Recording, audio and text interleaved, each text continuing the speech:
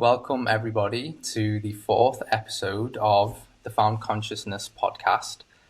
And today we have a special guest, Zaid Dahhaj, who I have been following on social media for a while now, as he shares valuable insights pertaining to light and the relationship between light and human biology.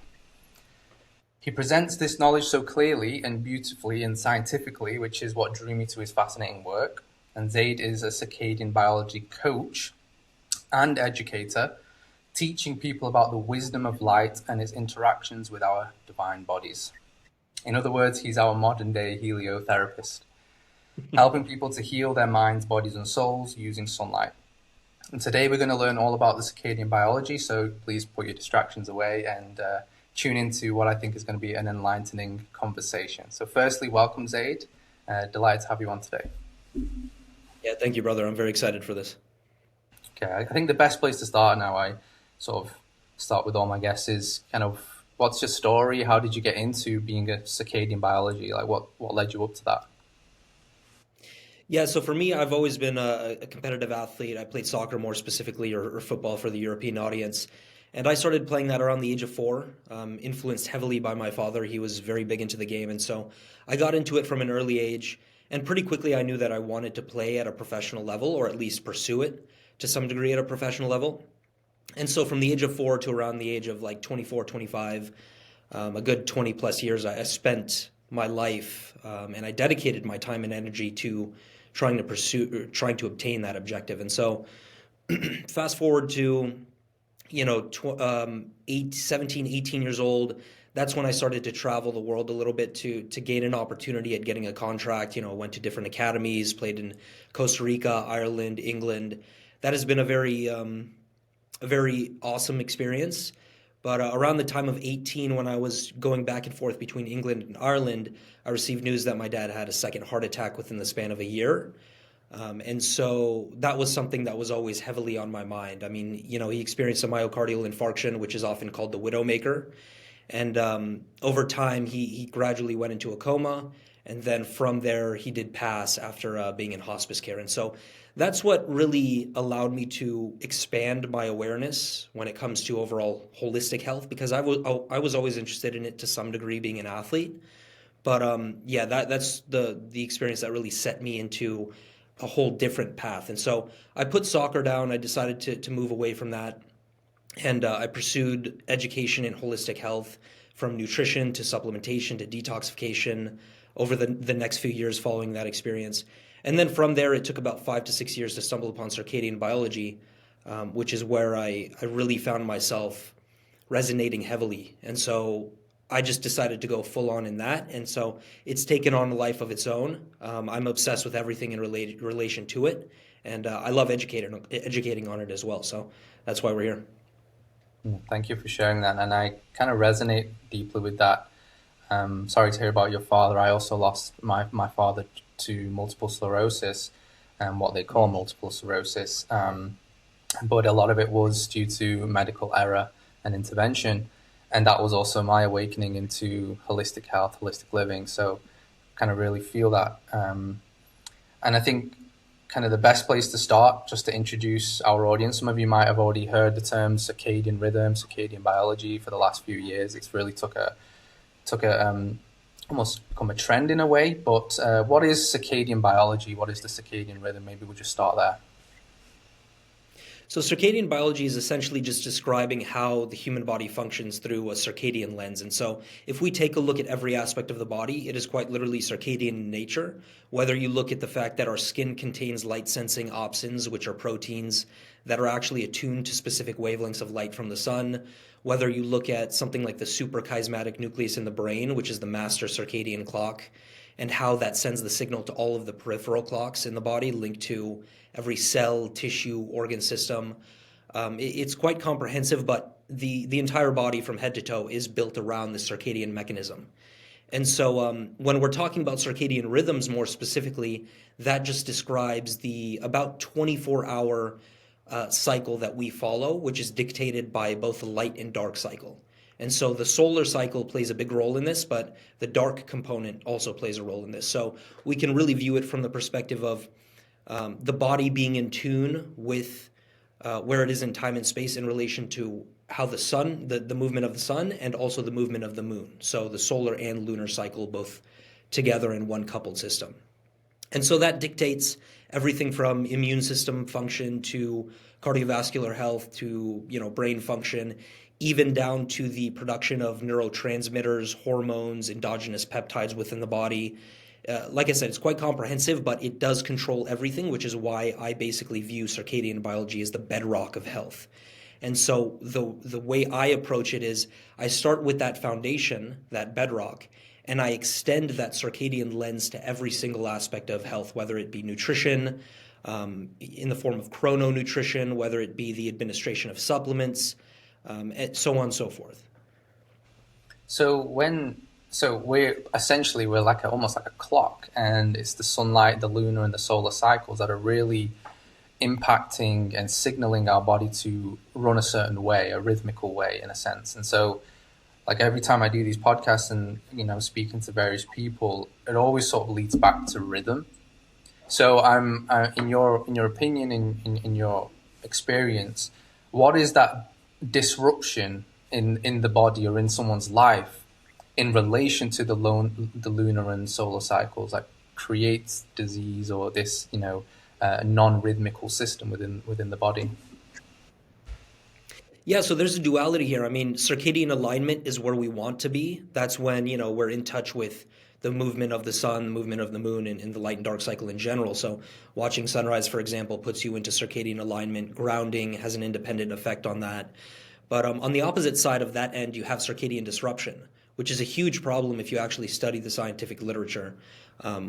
It's been directly causal or linked to various forms of cancer, whether it be skin cancer, colon cancer, pancreatic cancer. Every chronic disease essentially can be strongly, in my opinion, directly linked to circadian disruption. And I do feel like a lot of the literature backs that up. But what we're looking at with circadian disruption is essentially just us being out of alignment with the way that we are supposed to work in relation to biology and biological rhythms and nature in general. If we take a look at the human body from an evolutionary standpoint, we evolved in a very specific environment that was directly tied to the light and dark cycle in a perfect manner as well. And now when we fast forward to 2025, we see that society is built around circadian disruption because we have the ability to manipulate light sources, to turn on the light at midnight or keep it on, all night, which is highly unnatural. We have the ability to access food 24/7, which means that we can eat late at night, which then causes circadian disruption from a digestive standpoint. And so we're really trying to find our way in this world that is inherently disruptive of the circadian mechanism. And I feel like a large part of the symptoms that people experience and the health issues, taken extreme enough into chronic disease, are directly caused by this sort of evolutionary mismatch and circadian mismatch. Mm-hmm. Yeah, that totally makes sense. So it might just seem like, oh, the solution is just getting more sunlight or more light. So in terms of how do you correct? What are the steps in which someone corrects this almost this dysregulation that's happening? Yeah, well, you're spot on in that sense. When we're talking about the light and dark cycle as one coupled system, the daytime is all about maximizing solar exposure and getting all of that energy from the sun's full spectrum. And so it starts with sunrise. You want to wake up with the sun, spend as much time as you can outside. Even if it's too cold and you're inside, you can open windows and do various things around that to make sure you're in alignment. But it just it boils down to bright days through solar exposure and maybe through some circadian friendly lighting, and then dark nights using minimal circadian appropriate lighting in the form of firelight, in the form of incandescent bulbs, in order to align ourselves more with this light and dark cycle appropriately. And so, the science can get complex, but it's relatively simple from that standpoint. You just have to go outside during the day, and during the nighttime, you have to be very strict in blocking artificial light as to allow your body to go about these processes accordingly. It sounds so simple, and usually, in a lot of these sort of ancient philosophies, people are searching years and years for these complex answers, and sometimes it's the simplest thing but yet it's almost sometimes the most hardest. And one of the things that draws me into it is just understanding what light is actually, what it's doing to the body. What is light doing for the body? Because we've come across concepts of like, we're essentially plants. We photosynthesize in our own way, unique way. So what is the relationship between light and your organs? Like, what are the most important aspects of light and the body, like, in your opinion? I would say probably the most important aspect is the relationship between the sun's full spectrum, more specifically UV light, in relation to something called the POMC system, so the pro-opiomelanocortin system. We find the POMC system all throughout the body. I mean, it's mainly concentrated in the skin and the brain, from what I've seen. But when full spectrum sunlight hits the body, the skin, the eyes, more specifically, and when you have a concentration of UV light as well, it will activate this POMC system to then cleave off an independent protein, also known as POMC, to then create some of nature's most powerful peptide hormones. And so a few of these hormones that come to mind are, let's say, beta endorphin, CART, which stands for cocaine and amphetamine related transcription factor peptides. These are actually opioid peptides, which have an analgesic effect on people. This is often why I say that we are biologically driven to be addicted to sunlight. It's because it produces some of these peptides. Outside of that, I would say you have the melanocortin family, so alpha melanocyte stimulating hormone, which produces melanin that has a protective effect on the skin, but also has other benefits that go along with it. You have what are some other ones that come to mind? ACTH, CLIP. ACTH actually stimulates the production of cortisol, and then CLIP is an insulin secretagogue, which actually stimulates insulin from the pancreas. And so there's this whole complex dynamic when it comes to the relationship of sunlight, full spectrum sunlight specifically, and biology. And we can go into, vitamin D3 production, melatonin. It's quite a deep rabbit hole, but essentially we are beings that are tied or married to the sun's full spectrum. And so it's not crazy to say that we are kind of similar to plants in the sense that we take the energy from the sun in order to produce all of these processes and go about systemic function. And, even though we don't photosynthesize as plants do, we do go through some sort of an interesting process, which I've seen referred to as human photometabolism, which has melanin at the concentration of this whole dynamic. And so it is theorized that we can, once a photon hits melanin on our skin, we are actually able to produce free electrons, which then can help with mitochondrial function and overall energy production. Wow. And with the melanin, because this is something that I've been saying for a few years as well, it's like people's best protection to sunlight, if you've got sensitive skin or you burn easily, is gradually increasing your melanin. So, getting a tan essentially, and cultivating a more tanned, melanated skin in a sense. Is that true? Is there truth in that? 100%. If you take a look at scientifically speaking, melanin blocks 99% of all UV. And so that actually falls into the category of eumelanin. So we get into the different types of melanin that nature offers when it comes to human biology. Pheomelanin, which is responsible for the reds, oranges, yellows in nature. That's what lighter skinned people mostly have. That only blocks around 20 to 40% from what I've seen. And so regardless of what skin type you have, what melanin type you have, you can gradually develop a tan on your exterior in order to provide these protective mechanisms and then to gain all the other benefits associated with melanin. And so, yeah, I firmly believe that melanin production is the keystone pillar of being able to withstand more full spectrum sunlight, especially midday, which has a lot more UV. But then you can also utilize things like clothing, shade.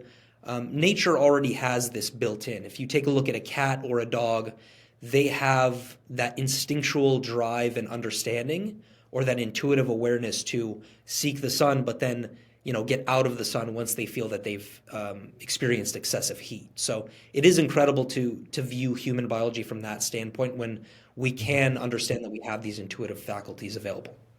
So we don't need SPF. We don't need to slather our body in that, do we?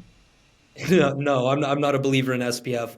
I think that's mainly a capitalistic ploy to get people to buy more sun creams and skincare cosmetic stuff instead of, embracing full spectrum sunlight and just doing that. Hmm. It's just so that's why I love the work because we've been told these things for so many years, and just understanding that sunlight it's so nourishing for us. It is the very source of true nourishment for the body, and you're just going to shift all of these perceptions, all these lies that we've been told about these things.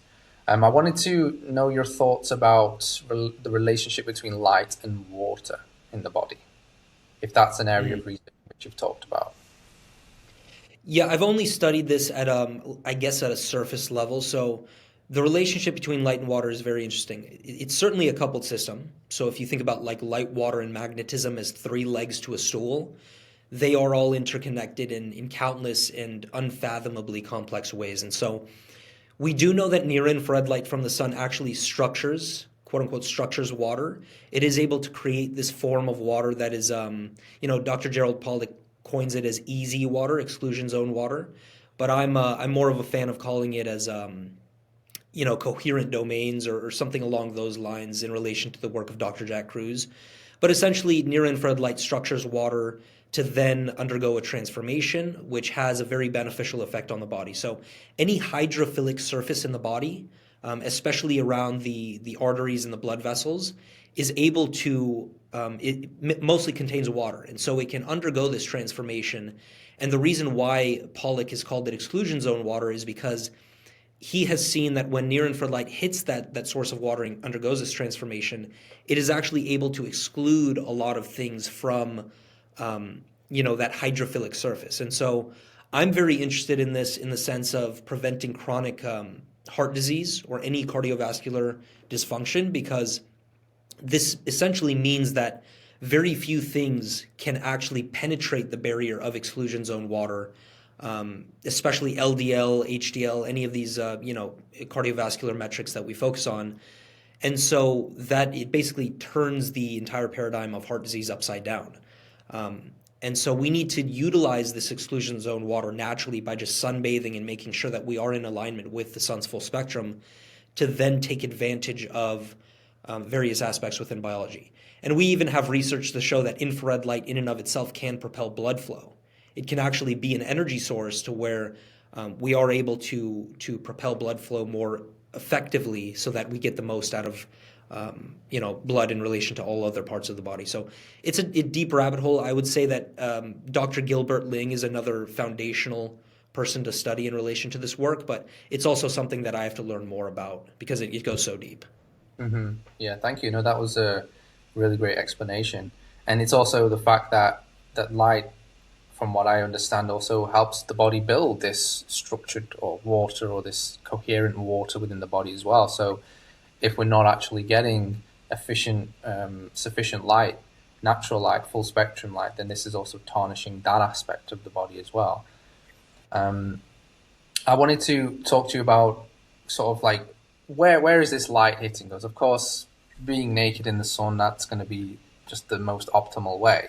But we're seeing all kinds of trends like, sunning your balls or sunning your butthole, like, people sticking their legs up in the sky. And I'm wondering what your thoughts are on that. Is that useful to do or is it unnecessary? What is it? I think it is useful to do, but then on the other hand, I don't think it's necessary for people. I think that what we find with light in relation to hitting the skin and then being absorbed by water and then taken into the blood vessels is that light hitting, let's say, the shins or the knees can actually get into the body systemically and then have an effect on other places. So this is one of the amazing things about full spectrum sunlight in relation to biology is that we can take in those photons, we can take in red and near infrared more specifically because they have the deepest penetration as wavelengths. And that light is actually able to scatter within the tissues of the body and then be able to be absorbed by weak absorbers eventually. And so if you look through the scientific evidence, it'll only say that maybe light can penetrate the body at a few millimeters or something of that nature. But it's actually much deeper because of the scattering effect within our tissues. And so you don't need to, sun the testicles or sun your perineum or any of that, anything related to that. I think that if you get most of your skin exposed, you get the big body parts or big surfaces exposed, then you should have sufficient benefit to all other areas of the body, especially when it comes to, vitamin D3 production, endogenous melatonin. And so while I am an advocate of sunbathing nude, I don't think it's completely necessary so long as you have most of your skin exposed. What about the eyes? Would the eyes be not so much sun gazing in a way, but just being, allowing allowing the sunlight to hit the eyes? Is that the most optimal way to regulate everything? 1,000%. So if you look at, let's say, the work of Dr. Fritz Hollwich, who was a German ophthalmologist in the early 1900s, he studied this relationship between full spectrum sunlight and the eyes, not only on human beings, but also on other species. He was more interested in how cataracts played into this discussion. So cataracts actually block a good portion of the full spectrum. And so when he removed these cataracts from human beings and other species, he found that there was direct evidence of systemic changes, more so changes in cortisol, changes in sex hormones, all of these sorts of hormones and neurotransmitters that we see as crucial aspects of the body.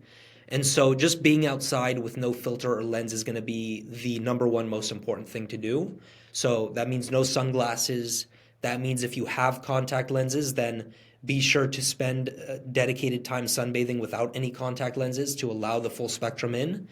And there is also, so I've done a lot of work on, eyesight regeneration in relation to full spectrum sunlight. And there is a process to get around any prescription glasses or contacts and whatnot. But either way, you want that full spectrum into the eyes peripherally in order to stimulate that regeneration process, but then make sure the body is operating accordingly with other things like hormone and neurotransmitter production.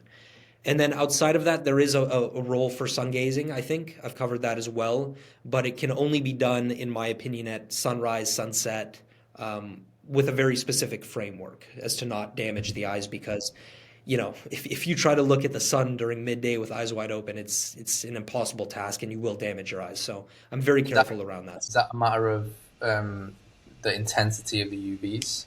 So you'd want to probably stay below a certain intensity?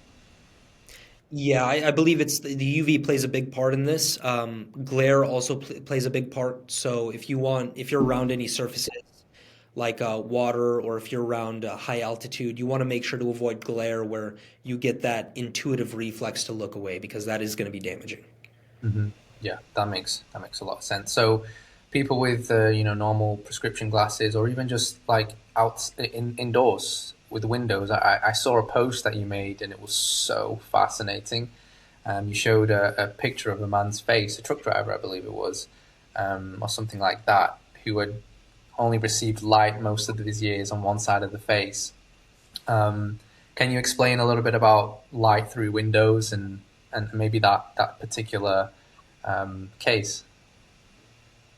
Sure. So this is, I think, one of the most misunderstood aspects of light in relation to human biology. I think that number one, we have to understand that the sun's full spectrum is perfect. It is perfect for our bodies and all other biological systems and life on this planet, due to the nature of hundreds of millions of years of evolutionary adaptation. So if we look at the full spectrum, we understand that okay, only 3 to 5% of it is UV. 42 to 45% of it is visible, which is where you find red, and then 50 to 55% of it is infrared. And so there's this natural balance considering that red and infrared are just incredible light wavelength ranges, which are pro-human health from many different angles. They literally don't have any negative side effects from what I've seen. And so when you introduce glass, especially low emission glass, which is what we find today in many of our buildings and potentially cars as well, is that the glass will change the full spectrum, and then that has second and third order consequences for our bodies and our skin especially. And so if you look at how it changes the spectrum, it dramatically reduces the protective benefits of red and infrared. It mostly blocks UVB. This is going to depend on the type of glass as well. And then it leaves UVA and blue light concentrated relative to the changes that occur with the other wavelengths. And so UVA and blue light in isolation without the protective red and infrared are highly damaging to the skin and to overall health. And so I believe it directly contributes to the accelerated premature aging of the skin. I believe it directly causes skin cancer, especially when coupled with circadian disruption and D3 deficiency and whatnot. But basically, the take-home message is that you want to avoid direct sunlight through glass at all times, as much as possible. If you're in the car, you want to bring the car window down to some degree. If you are at home, you want to open the windows. And so that's kind of the idea, that you just don't want to mess with nature's perfect system when it comes to the full spectrum. Yeah, yeah, that's really enlightening. So thank you for sharing about that. I wanted to also talk about this idea of in timing of the sun. So of course it would be when the sun rises, of course you'd want to be out getting that light straight away. But in terms of practices, what I found that really shifted my health was my own, especially in relation to sleep cycles, was when I wake up now, the first thing that I do most of the days is go out and get sunlight on my body, or as much of it as I can. Is that a practice that you think is beneficial for people? Like, is that something you advise? Yeah, 100%. I think that if you take a look at the morning time, that's the most important aspect of this work, in my opinion, because that's what sets the foundation for the circadian rhythm. And so when you wake up, let's say 10 or 15 minutes pre-sunrise or right at sunrise, and you go outside, you're giving your body the signal to basically start up all processes associated with the daytime. And so that's crucial from a circadian standpoint. So it sets the stage for circadian alignment. And there's no magic behind this. It's essentially just once you wake up and the sun begins to rise, you go outside, you get the full spectrum, or actually the red and infrared, which is highly concentrated during that time because of something called Rayleigh scattering, which basically describes how the sun's light is coming into the atmosphere at a certain angle. And then outside of that, you're also getting a high amount of lux, which basically describes the intensity of the light. So, you'd be lucky to get maybe 1,000 lux indoors, even with the brightest light source. But the beauty about the sun's full spectrum, or the sun's light in general, is that when you go outside, the intensity of the light is staggering. I mean, we can find 100,000 lux, 150,000 lux. And so that's also a big part of this discrepancy, is like you have the indoor lifestyle, which most people spend 90% of their time, doing, where you might get 1,000 lux if you're lucky. And then you have the outdoor lifestyle, which is where you get 100,000 lux. And so biology is specifically tied to a high amount of lux during the daytime, especially the morning.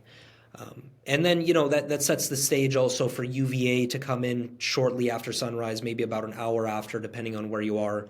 UVA also has a lot of beneficial properties in terms of stimulating neurotransmitter production, activating aromatic amino acids within the brain to then send the signal to the rest of the body. So it's incredibly fascinating when you go deep into this work.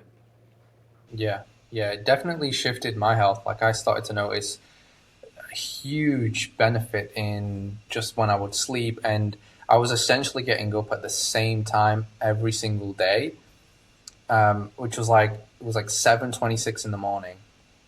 And I would get up every day without an alarm, just that time, 7:26. I don't know why it was that, and it was every time I'd wake up, I'd go look at the sun and try and follow these principles as best as I can, and it was just doing wonders for my health. So, yeah, I'm a big believer in that.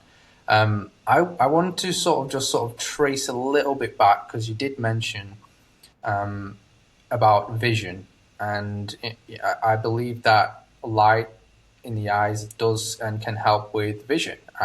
That's something that I'm going through myself. I'm finding various ways to improve my vision, because I do wear glasses, and I've been on this journey for a while. So I wanted to know your thoughts about light and vision, myopia, these kinds of conditions. Have you had experience with that? Yeah, this is one of those subjects that I have a little bit more fun with because it's kind of more fringe according to centralized, ophthalmology or medicine. And so I think that if we take the evolutionary and circadian lens, it makes sense that the ocular system, along with every other part of the body, was specifically influenced and developed under the input of the sun's full spectrum. And so, from that angle, every light wavelength range, every light wavelength in general, is specifically beneficial for the eyes. And so when we take a look at how the ocular system is developed, or what are the mechanisms, the light sensing mechanisms that are within the eye, you have mitochondria, which are light sensing organelles that can actually produce their own light in the form of biophotons. They absorb anywhere between 200 nanometers all the way up to 900 nanometers through the electron transport chain, which is basically the five complexes that allow a mitochondrion to operate in order to create energy. And then if you look at another level, you have the non-visual photoreceptors in the eyes. So melanopsin is an important one. Melanopsin senses blue specifically because our bodies are very sensitive to blue light in general. We also have neuropsin, which is a UVA light detector. So it's designed to take in that UVA to then undergo a transformation for overall systemic function. And then you also have melanin in the eye. So you have melanin in the iris, the ciliary body, other parts of the eye. And that is specifically designed to absorb, I believe, the entire electromagnetic spectrum, if I'm correct, but UV light also as well. And so all of these wavelengths play a role into creating the perfect symphony with all of these mechanisms within the eye. And, red and infrared have been shown to regenerate eyesight. They've been shown to improve color contrast vision. And they've also been shown to improve mitochondrial function. And once you increase mitochondrial function, then you allow whatever part of the body that those mitochondria are in to improve and just get better over time. And so, yeah, there's this natural dichotomy between, I think, the light part of the equation and the dark part of the equation. But I think the last thing on the light part is actually we show that violet light through the activation of the EGR1 gene, which suppresses myopia, is actually able to stop myopia progression altogether. And so this is why kids who spend more time outside have dramatically lower rates of myopia than kids who spend most of their time on technology inside. But in terms of the coupled system of light and dark cycle, I think that the dark part is important as well. You want to protect yourself from artificial light because that does damage all of those mechanisms within the eye. And I think that's what's missing amongst people as well who are kind of hip to this work. They only focus on the light portion, but they really need to have the light and dark system in check. So it's all about maximizing full spectrum sunlight and then making sure you're protected from artificial light during the day and night. Mm-hmm. And that also translates to sleep, right? Because if you've got some kind of light or flickering light in your room or out your window because you maybe got lights out your window or something like that, then that it is getting through your eyelids, right? So is pitch black, that's the right way to go for sleep? Yeah, the darker the better. I usually couch this with minimal circadian friendly lighting because I think there's room for that. Like we don't have to spend, all of our evenings under pitch black conditions. I think that utilizing firelight, candles, a fireplace, even some of the circadian appropriate lighting sources through technology is great. But either way, you want to maintain that darkness because it does have a serious impact on sleep. Blue light more specifically because, like I said, we're very sensitive to that blue light wavelength range. That blue light will actually suppress the form of melatonin that is produced from the pineal gland, which is a huge problem from a health standpoint. So that is what plays its role into sleep, allowing you to become sleepy, allowing you to take advantage of those anti-cancer, antioxidant benefits. And of course, since everything is connected, if you then impact sleep through this, you're going to impact so many other things throughout the rest of your day to follow. And then that also has a vicious cycle nature to it. Like one bad night of sleep causes circadian disruption, that blue light then impacts it even more, and then so on and so forth. Yeah, that makes sense. As the sleep is a really big aspect of this, and you get up.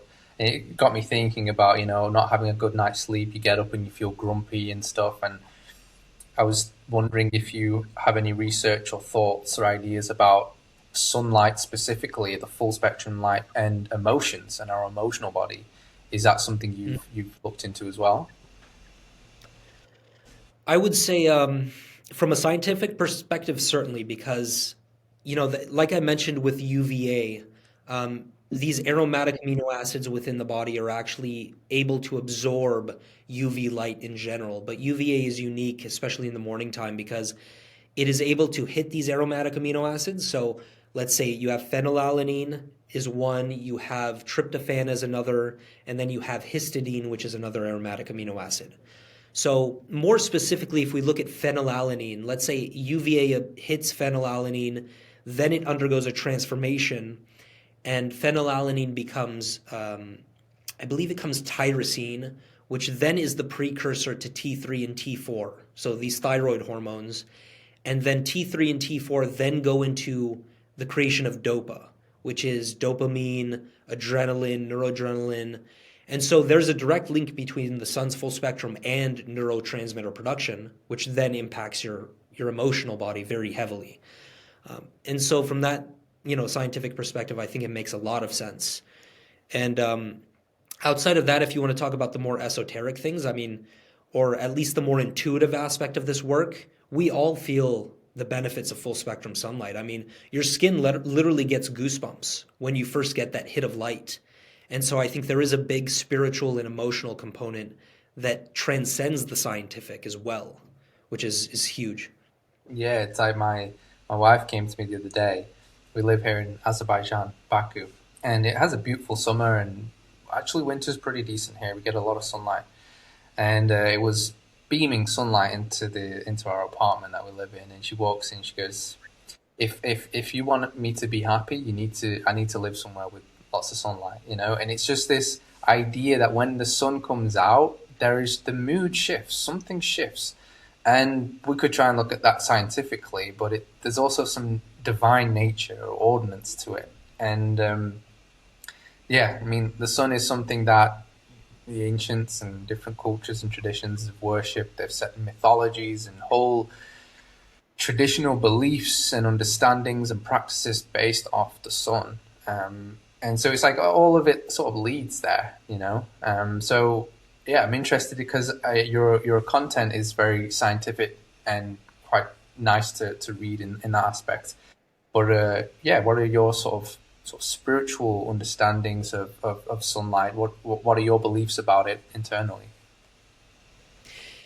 Yeah, so I mean, even though a large portion of my, I guess, work is scientific, I appreciate the scientific lens, but I also understand the limitations of it. And I think if you dive deep enough into studying biology, eventually you will come to a point where you find God.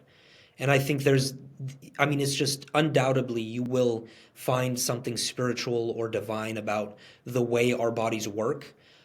Like, just to give you an example before I go into a little bit more of it, I think that if you study the mitochondria at a deep enough level and you study the electron transport chain, complex 5 of the electron transport chain has these quantum nanomotors that are able to spin at the rate of, I think, 30,000 rates per second or something of that, or revolutions per minute or something of that nature.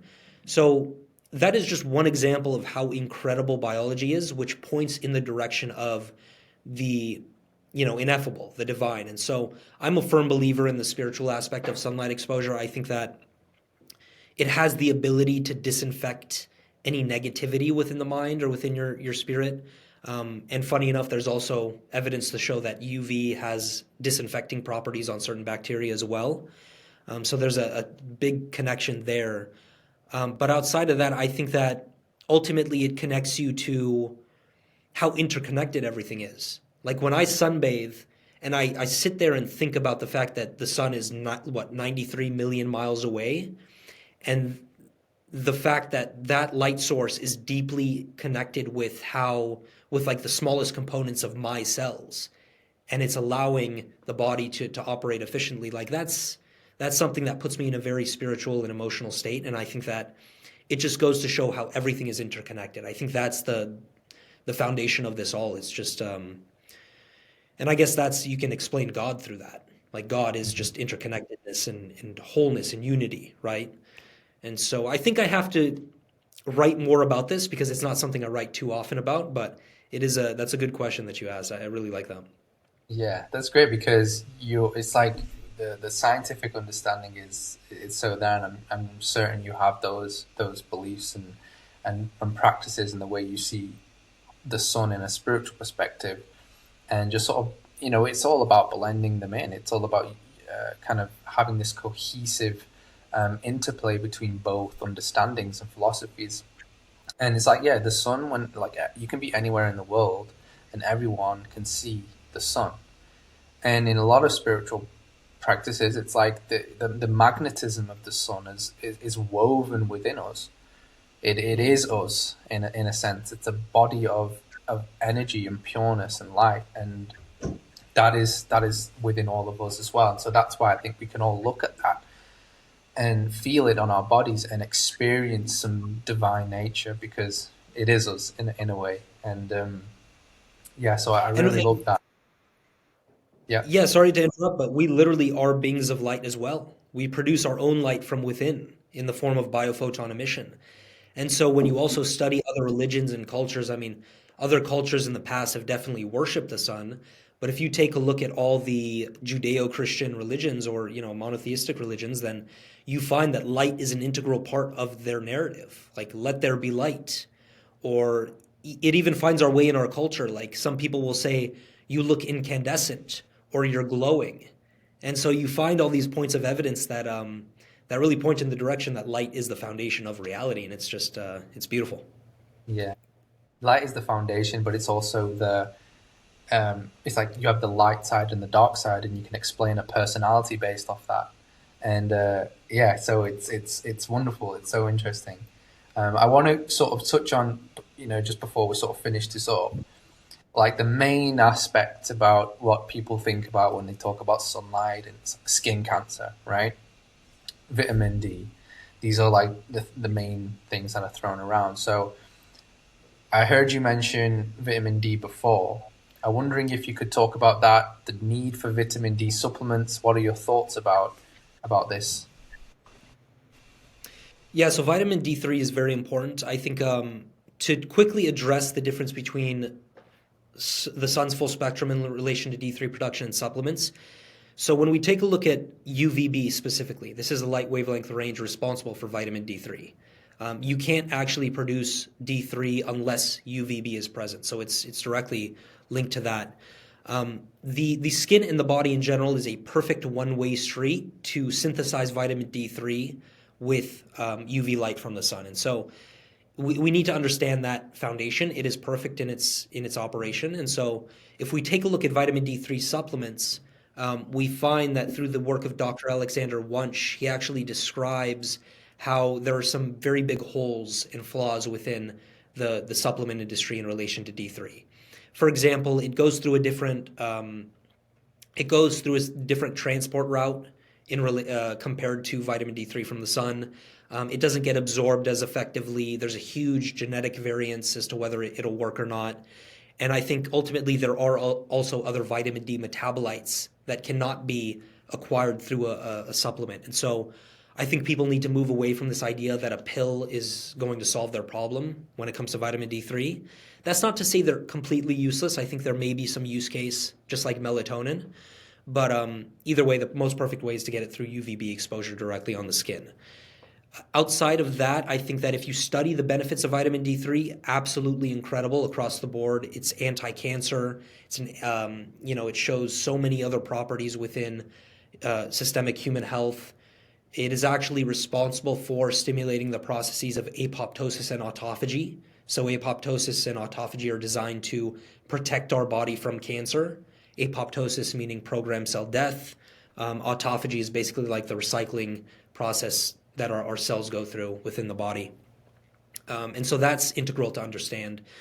But outside of that, there are also a lot of misconceptions about sunlight in relation to human health. I mean, obviously, you have the UV light and skin cancer connection. If you look at the research that centralized medicine does in relation to UV light and skin cancer, they always use isolated UV on nocturnal animals which are completely different from diurnal animals, aka human beings. And they also do that research under artificial blue lit conditions with a lot of non-native EMF in the environment. So I often say it's about as far divorced from nature as you can get. And so it doesn't reflect UV light within the full spectrum on a circadian diurnal creature. UV light in isolation is not the same as UV light from the full spectrum. And then you also have the holes within centralized medicine in relation to melanoma or squamous and basal cell carcinoma. A lot of evidence to show that it's not as simple as centralized medicine or dermatology makes it out to be. And so I think there's a case to be made that the sun does not cause skin cancer. It's actually the artificial isolated blue light that we find in our environment, along with circadian disruption and a few other things as well. Mm-hmm. Yeah, that's a huge one. It's a really huge one for people to sort of grasp that. So, from my understanding as well, like vitamin D3, it's a hormone, right? It's more of a hormone than a vitamin, let's per se.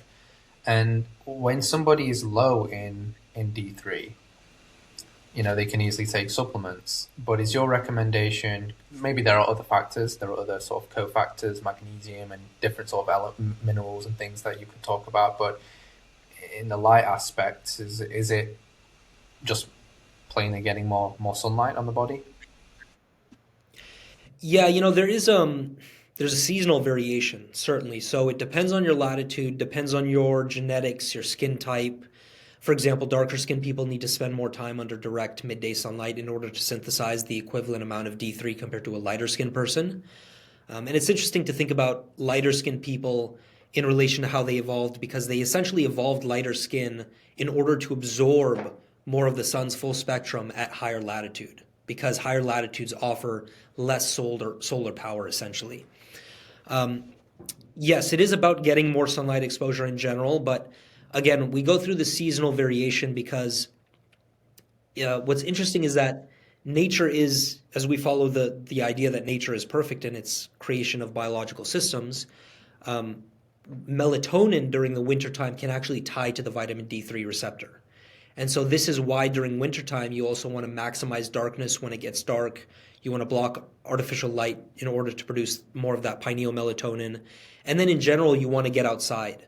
So near-infrared light, independent of UVB, can actually stimulate subcellular melatonin during the daytime, which is what a lot of people in centralized medicine don't understand. So yeah, it is about getting more sunlight, but you have to do it at the right time of year. But we also need to understand that it is a cyclical process. So don't beat yourself up if you're not able to get D3 at your current latitude in winter, because wintertime is not a game of D3 acquisition. It's a time of maximizing endogenous melatonin. But there are some helpful resources like the My Circadian app, where you can track the UV index and then see when you can sunbathe and when you can't. But either way, it's a consistent process. More of the skin exposed. Eyes and skin in the game is something I stand by often and say often. And yeah, people should be pretty much all set if they have that Mm-hmm. understanding. Yeah, I love that. And this is kind of like the first time I'm hearing about the duality. It's like we're always focused on sunlight, sunlight, sunlight, sunlight, but respecting the darkness. And that's something that I've really taken away from speaking with you here, which I really love. I grew up in the UK. We have tons of clouds all over the world now, artificial clouds, whatever you want to call them. But Yep. something's going on, and it feels like the sun's changing. Feels like things are just changing anyway. It's all dull and grey. So what do you recommend for these people who grow up in environments like that? How do they get more sunlight, more use out of this? So I would say a large part of the benefit that they're going to get is just simply stepping outside still. Even if it's cold, even if it's cloudy, we need to understand that most of the sun's full spectrum still comes through cloud cover. Now, of course, UV I think is going to be most sensitive to this, because if you're in the UK, I mean, latitude-wise, it's not really great for UV light, especially depending on the season. But stepping outside, you're going to get the blue, you're going to get the red infrared, which, longer wavelengths are actually able to penetrate through cloud cover better than shorter ones like UV or blue. And then you get the entire rest of the spectrum as well. So if you can learn to adapt yourself to cold exposure, don't be extreme, don't put yourself in harm's way. But if you can wear shorts instead of pants, if you can wear a shirt instead of a jacket, and progressively build up in the same way that we think about doing a tan, that's going to be very beneficial because cold also synergizes with the sun's full spectrum. Outside of that, I'm not a fan of tanning booths or tanning beds. I think that isolated UV offers a lot of the problems that we want to avoid. More red light therapy, if you can get that red and infrared, that's going to help, especially if you're indoors a lot. But there's also the argument to be made that darker skinned people just thrive more closer to the equator. And so whether that means changing your life around and moving closer to the equator or vacationing consistently every 4 to 6 months closer to the equator, there are quite a few things that you can do here that require different levels of commitment. But either way, you're going to be able to take advantage of the sun's full spectrum. Like, for example, with lighter skinned people especially, I say that you have some very interesting effects if you actually travel closer to the equator and do all of these circadian principles, because you're actually able to take the benefits once you go back to your high latitude environment. So vitamin D3 is stored in the body fat. A lot of these light wavelengths show very long-term benefits, even off of just one exposure, which is crazy to think about. So there's a lot of leeway for people, and people just need to understand the circadian mechanism in general and have an appropriate circadian framework to work with. I think that's the education is the most important here. Mm-hmm. Yeah, that's sort of, it's like also prioritizing it and seeing it as a priority so that you can hold it as something you value and start building your life around it, and it becomes more and more important in your life, so you're able to make better decisions or more firm decisions about how you want to deal with your reality and your life and making commitments and stuff. So yeah, that totally makes sense. So I also seen that you were posting about grounding and the benefits of grounding. Grounding is a beautiful practice. Is there some synergy with grounding and getting sunlight? Is that just sort of maximizing everything, like supercharging yourself essentially?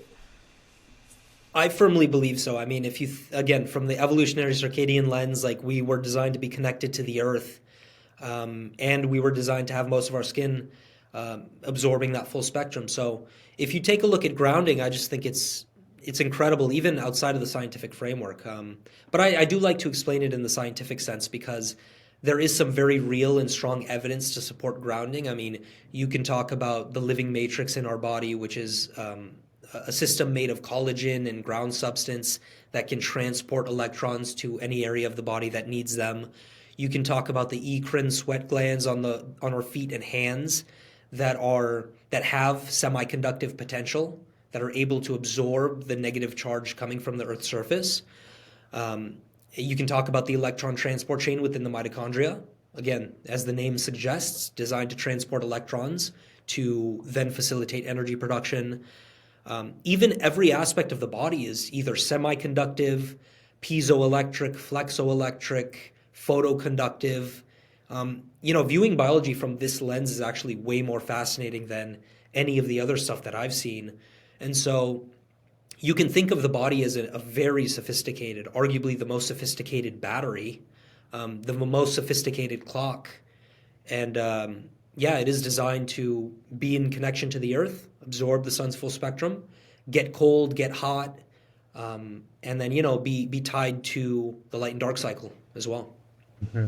Yeah, that makes total sense. And I was wondering, because you're wearing blue blocker glasses, and just all this idea about light bulbs and stuff. Is that something you talk about, something you advise? What are the best sort of lighting systems to have in your home, protecting your eyes from blue light? Do you use any software on your computer or anything like that? Yeah, it's a great question. I think that there's a lot of flaws within the circadian lighting industry. I think that's the most important thing to mention out the gate. But there are good companies that you can find. I mean, in the States, Midwest Red Light Therapy. In the UK, I know Block Blue Light, Bond Charge are pretty good companies. But either way, if you take a look at the lighting sources, especially after sunset, I think that firelight remains supreme. Either firelight or incandescent bulbs are the best by far. If you take a look at the light spectrum, the fact that they don't emit non-native EMF or radio frequencies or anything like of that nature, that's going to be by far the best for nighttime. In terms of daytime, you can talk about using incandescence as well, but there are certain light bulbs that you can get that have no flicker, which is very important. Very little non-native EMF, which is also very important. And then most importantly, the light spectrum is appropriate. So you can manipulate the light spectrum in an LED in order to match more of a circadian appropriate situation. So I think the most important thing is that you get those conventional LEDs and fluorescence and lighting sources out of your home immediately, and you can actually take your iPhone or your phone, take a slow motion video of a light source, and you can actually see the flicker in real time actually. And that will be a big indicator as to how a light source is impacting your mental function, your energy levels, things of that nature. But either way, just going to a more circadian appropriate lighting situation in the home is crucial. It kind of just makes me think about, like, in the UK, these older houses, they all had fireplaces, and it's like, first of all, they're getting rid of them, so they're chopping down these chimneys, and new homes now are not being built with fireplaces, and it's sort of sad. It's quite sad, yeah. Yeah, I mean, it basically just strips the life and spirit from a home altogether.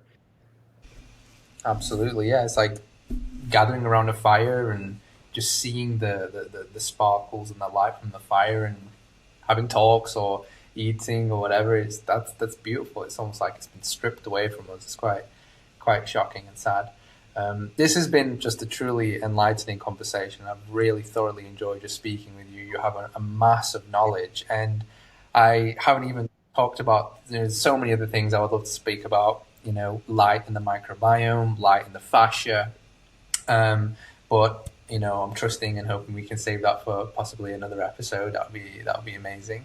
But, yeah, question for you. What is your plans now?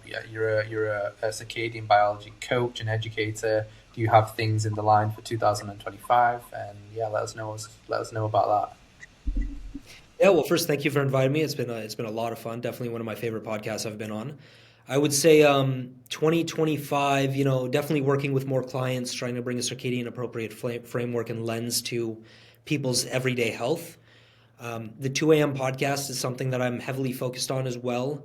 Kind of an ironic name considering that I'm all about sleep and circadian biology, but what you just mentioned with the fireplace is a perfect example of what we were trying to go for with the energy of the podcast. And it's basically like the best conversations that I seem to have and other people seem to have is usually in the middle of the night around a fireplace when they're camping, around friends and family. So definitely follow us there. That's going to be a big thing that we're going to focus on.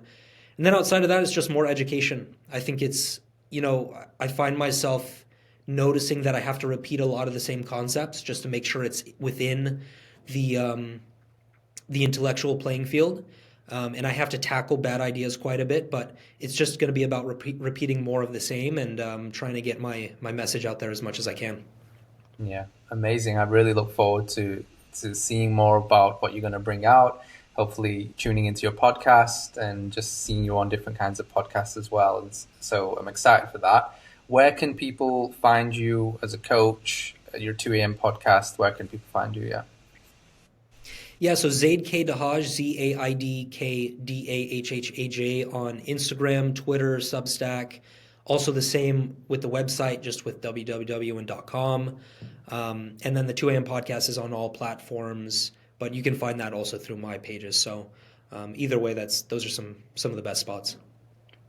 Perfect. Everybody go check out Zaid and his work. You're going to love it. Give him a follow. And it's wonderful having you on today. Thank you, my friend. It's a fun time. Thank you, brother.